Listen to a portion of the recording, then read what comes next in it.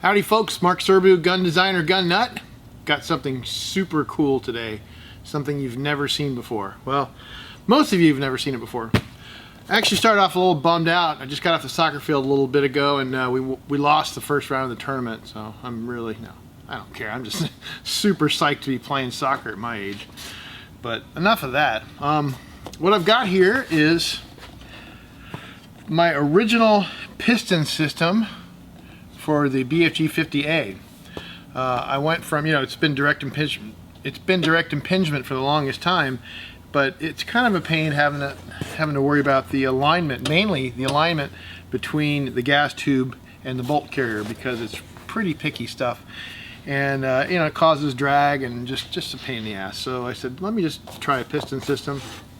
And if you saw, of course you saw in the thumbnail, this is the new piston, and you can see it's quite a bit smaller than what I originally went with. Now I'm going to take this apart because, well, I haven't taken this apart for a long time and this thing's all nasty and rusty, and see if it can even come apart. But yeah, obviously I've got all this stuff drawn up and it's programmed, and so it's not like it's a mystery. But ooh, hammer. Sure, why not? Now I don't remember how this whole thing comes out, but if you know, let me know in the comments now. Yeah, I think this actually, yes, this is actually held in with a, there's a nut inside of here. There's a counter bore and then there's a nut, but I want to take it off from this end.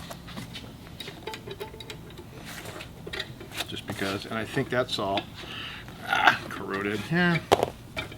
So we'll just do whatever Mother Nature lets us get away with.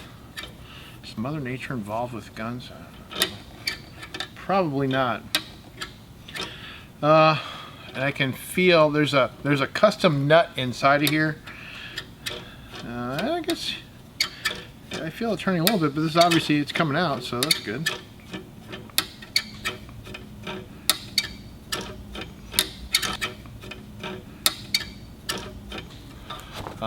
Let's see if the piston still moves. Piston still moves. No. Well, let me get another wrench to stick on here so I can actually get this apart. All right, this is like the bigger hammer method of getting stuff done. It's not the right way to do it because you're gonna booger up some nicely machined stuff, but at this point I just don't care. Oh. Oh man. Well,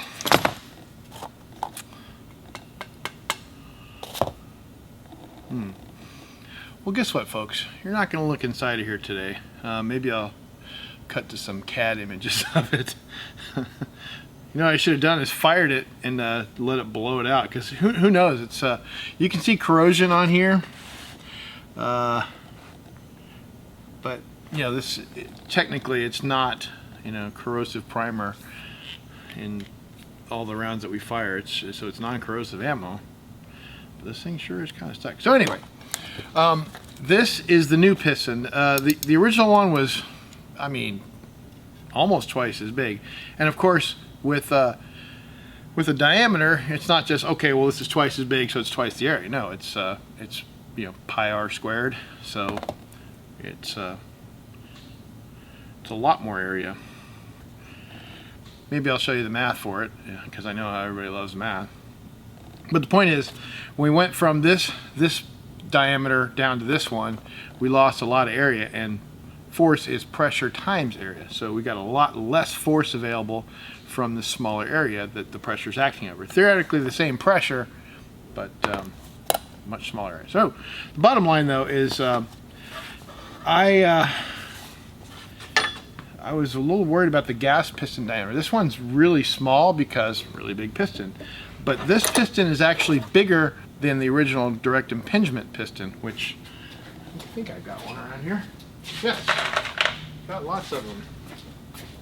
So this is the direct impingement piston, and it was 400 thousandths, and this is 500, 600, I don't know.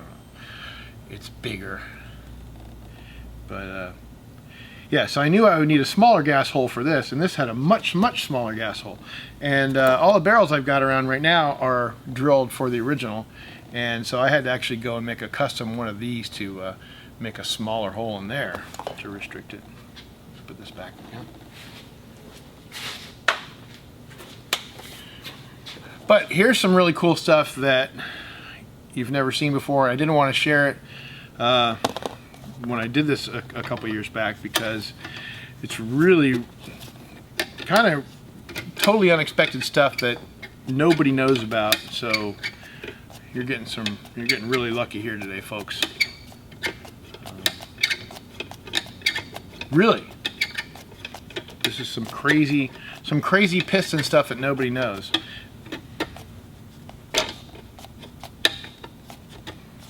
Virtually nobody knows.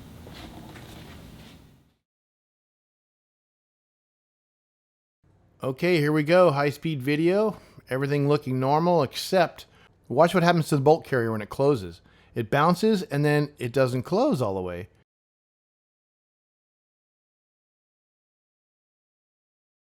And if you can look at the back where the hammer hits, watch the hammer about to hit, and click, nothing happens. Except it did push the carrier forward. And what I'm wondering about is where's all this drag that's keeping the carrier from going fully home in the first place. But no big deal. A lot of times these test bed guns are made up with a lot of out-of-spec parts, so I wasn't too worried about it. Now this one works just perfectly, as you can see. Everything's smooth, good ejection. Bolt bounces a little bit, but it closes completely and doesn't seem to have much drag on it.